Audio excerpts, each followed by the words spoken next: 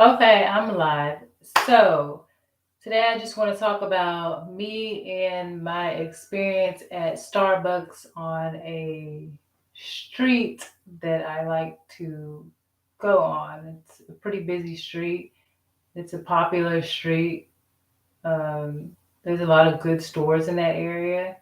And I go to a Starbucks over there. And lately, for the past couple months, I've noticed that the law enforcement has been like showing up at that same Starbucks at the same time that I'm there. Like the first time they were just like parked kind of facing right in front of it was like this is the parking lot and then this is the building right here. So they were like facing right there. It was two African American cops. So I think they were both African American. They were two male cops. So that was like one of the first times I saw them. Then I just went to a new Starbucks down on that street, that same street. And as I was leaving, like there was a group of cops. Like soon as I got to the light, they were like doing like a emergency turn. It was like five or six of them. And then today I went and as soon as I was leaving, there were cops like right there on the street. It was two. And then there was another time there were cops like there. And it was like, it's really strange that they're like there so much. And also, I'm seeing like scenarios being created now in Starbucks. Like today is the first day. Not actually, today's not the first day. There was another scenario, but it's like I feel like they're setting up scenarios that are related to something that I might know and like having them there. For example, this girl who talks to my friend that I stay with, she was talking about her dating dudes and stuff and all this. And so I'm like, okay, well, like, okay, you're dating these men, you're grown, whatever, you could do whatever you want to do. She likes to date older men or whatever, I guess, because they're more financially stable. And I don't know, it was just like a scenario at Starbucks today where it was like this black girl, she was younger, and then this older guy, he was like white-ish mixed with something else, and he was older, and he was just like, oh, what type of foods do you like to eat? And they were like having this whole big date at Starbucks where like everybody could hear it. And I was just like, it was just kind of weird. I felt like it was piggybacking off of that conversation that me and her had just like 2 days ago. And it's like, I don't know, I feel like they're trying to set up a scenario where they want me to live like a certain type of lifestyle. Well, I prefer to, do my own thing and my own way and my own business, but I feel like they're trying to set up the certain type of dating lifestyle, and like they want me to live like a certain type of way.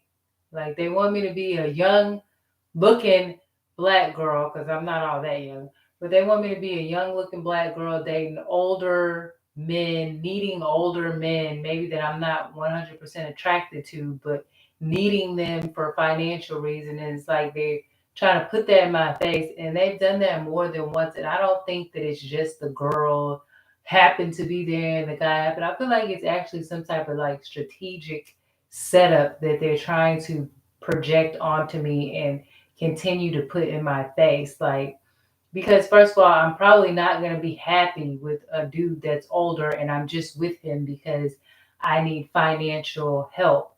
I'm probably not going to be the most in love with that person. You're going to be in love with somebody you're attracted to because you're actually physically attracted to them and they have something also going for them, or y'all are working on things together. That's the most ideal situation. But I think that they want me to date older men and they want me to stay in that type of situation where I'm dating older men, and maybe these older men won't even treat you that good. So then you got to go to another man, and by the time you look up, you'll be too old. You won't all your youth and all your youngness will be gone. So dating somebody your age isn't even going to be that fun anymore, because now you're not like in your 20s and in your 30s and stuff like that. So it's like it's not as fun. You could probably still have some fun when you're older, but it's just like they're like kind of trying to suck all the youth out of you so that you're not experiencing that type of joy. So I don't know. I feel like the cops are kind of following me at Starbucks a little bit, and I've seen them like way too many times at one place around the same time that I'm there. And so I'm just like, it's also making me paranoid about even drinking my coffee. Like, I got my coffee, so if my stomach hurts just a little bit, or if I get the slightest headache, I'm automatically assuming did they tell them to put something in my coffee? Like, I don't know if my mind is going to be doing something to me or if they're doing something to me. It's like, you know what I'm saying? It makes you kind of paranoid. Like, if you go to a fast food place every day and the ambulance show up at the same time as you every time, you're not psychotic. You're not paranoid. You're kind of being the reasonable person thinking that this is kind of suspicious and it's making me feel some type of way. It's not that you're schizophrenic or something like that. Like, no. But they'll try to talk you into feeling that way. People who don't want you to see the whole truth, or even if people were just being fair, they would be able to say, okay, what if it is that? Tell me that situation. What if it is I'm paranoid? Fine, if that's how you want to see it. But what if it's I'm not? What if this is actually happening? Then give me the answer for that scenario too. Don't just give me the, oh, you're schizophrenic, you need therapy, you need help, you're psychotic, you're seeing things that aren't there. I'll listen to you, explain to why you think that, but also explain if, hey, this is right. Hey, this is happening to you. So now what you should do in that situation is, yeah, explain that too, because that's really what people who are being gang stalked are here for. They want to hear if what's happening to me is true and I'm truly seeing what I see, then what? Not the whole shenanigans that you're crazy and psychotic. So that's one thing that I noticed is definitely happening. They're showing up at Starbucks at this all the time. And it was like I went to this one and then they showed up at the other one too. So and it's like a lot. And I don't feel unsafe at this Starbucks. I don't feel like somebody's chasing me down or hunting me before they got there. I didn't feel like anybody was doing me wrong. And the people that were there serving me well, I don't know where they go. They usually disappear all of a sudden, but I didn't feel any type of way. So I don't feel like I needed to be protected or like insecure. That's why I'm there. That's why I go to that one. But now I'm seeing that like the cops, certain cops are like flocking over there as well. And it's like, they're not getting a cup of coffee. Most of the time, they're just like looking or like lurking in the area. So it's like, I don't know if they're doing this in every place that I'm going, but it's just like that place, I'm seeing it like a lot. And it's like, I'm going to have to make my own coffee at home pretty soon because it's just bothering me. It's irritating me. I don't know why they're always around there. So I just wanted to explain some of the situation that I go through when I try to get my little prep, my little morning coffee or afternoon coffee. And I could record it. If I would record it, you would see exactly what I'm talking about. There's like four major times. I don't go there all the time, but like all the times that I'm going there, like if it's not that time, it's the next time. It's always like the next time they're there. And I'm gonna record it for y'all from now on to show y'all what I'm talking about, so you don't just have to hear me talking. But yeah, that's one thing. And I'm about to come out with another video in a minute on two things that if you're being gang stalked, you should watch out for, and you should never neglect these two things because I noticed that when I do, like strange things start happening around that time too. So I'm just putting this out there for my protection. I don't want police enforcement to think that I'm just talking about all of police enforcement. I'm talking about these certain cops or police enforcement so they can tell me why they're doing it if they want. I mean, I can go up there and ask them because that's the type of person I am, but I'm not going to do that because usually a lot of police enforcement, if they don't have the right spirit, they'll get like really cocky with you really fast and they'll like be offended by anything that you ask. Like if I say, "Oh yeah, I was just wondering, y'all are like always in the area," and like it just seems like every time I'm over here, so what? I'm being a real person. I'm saying how I feel. It seems like y'all are always there. And then they'll probably be like, "Oh, well, do you have a problem with that? Is there something suspicious about you?" Like, I feel like people sometimes, if they have the wrong spirit, they can turn that around on you and make you seem like you're targeting them. But in the way they're conversating, it feels like they're targeting you because it's just a regular person that feels a certain type of way. You know what I'm saying? And you can give a nice, decent answer without sounding like passive aggressive toward a person. So, like, if I ask that question, they would automatically, I think, would treat me poorly. Like, we can be here. Like, aren't you here? Why can't we be here? What's wrong with us being around?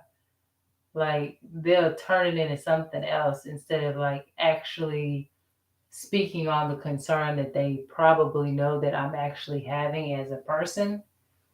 So that's why I don't think people are that comfortable with saying too much.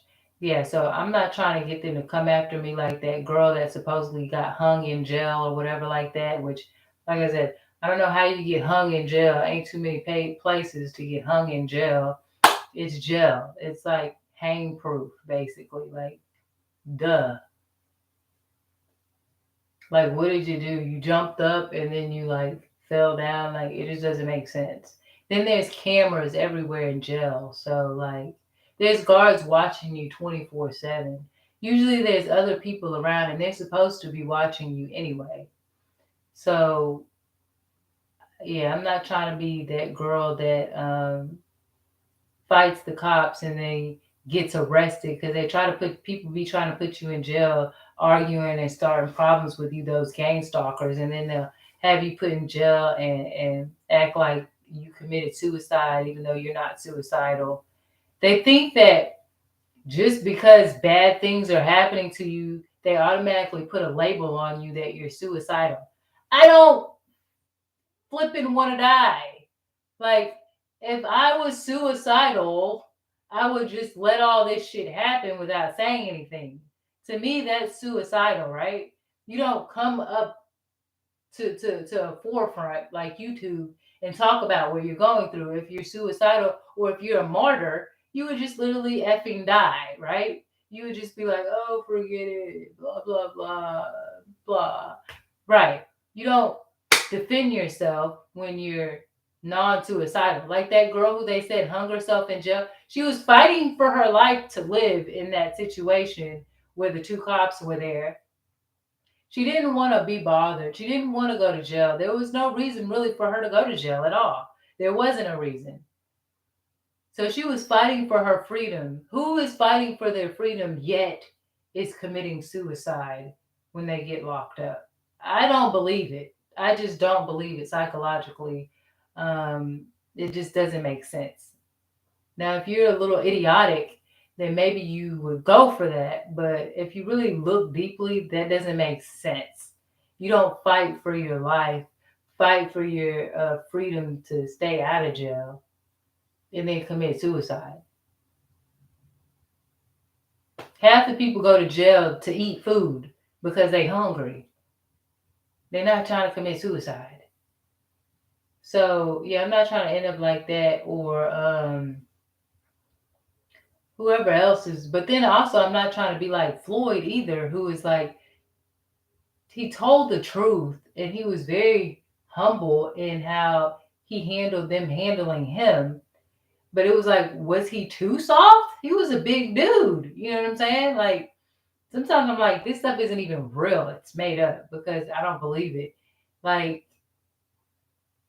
he literally had to let these people kill him. Like no, like I think it would have been appropriate for him to fight back in that situation because they were after somebody. They were after his life. Anybody who didn't say, "Hey, back up," you handled the man good enough. Like, you got to stop. We've done all that we can. He just has a issue. He's claustrophobic. I don't think you're putting your knee on his neck is going to help with his claustrophobia. Like, just lay off the dude. If I am a police officer and I don't tell my partner, hey, that's enough, I'm neglectful and I'm wrong and I'm just as evil as the person who literally killed that person. Because, and also, I'm not a very good partner because I didn't tell my partner, hey, you've restrained them good enough. Don't do anything that is unlawful or wrong in this situation. This is still a person, and we have to treat this person as a person. You know what I'm saying? He's submitting very well. He's not fighting back. Everybody can see that. And also, when you have somebody head down, face down, to me, that's like, I think that's kind of illegal. Head down, face down on concrete or on grass is like you're not able to breathe. That's called suffocating. I could see if it's to the side, you know what I'm saying? If they ask you to put your head down to the side and put your cheek on the concrete, but when you're telling somebody to put their head down, face down, facing the concrete or the grass, you're literally telling that person to commit suicide, or you're helping them. You're not helping them. You're causing their death. You can't do that. That's illegal. And whatever the book is that Kamala is not on the literate level yet, or the people aren't on the literate level, or whatever you want to call it, to properly write and rechange these things and talk to these people who are in higher statuses to say, hey, we need to rewrite it like this, and this is why. It's very basic. You don't need to be a lawyer to be able to do that. You don't need to be a judge to be able to do that. You just need to be able to see the truth. Head down, face down, that's suffocating. Period. Is that not common sense? Like, okay, a choke lock. To what extent are you going to choke them? You're going to choke them out until they pass out? Or are you just restraining them until they, I don't believe in the choke lock, but are you just restraining them to where they're, calmer to where they're not moving? You can make them calmer to not moving because you kill them, but are you have enough power to restrain them and calm them down and keep them alive?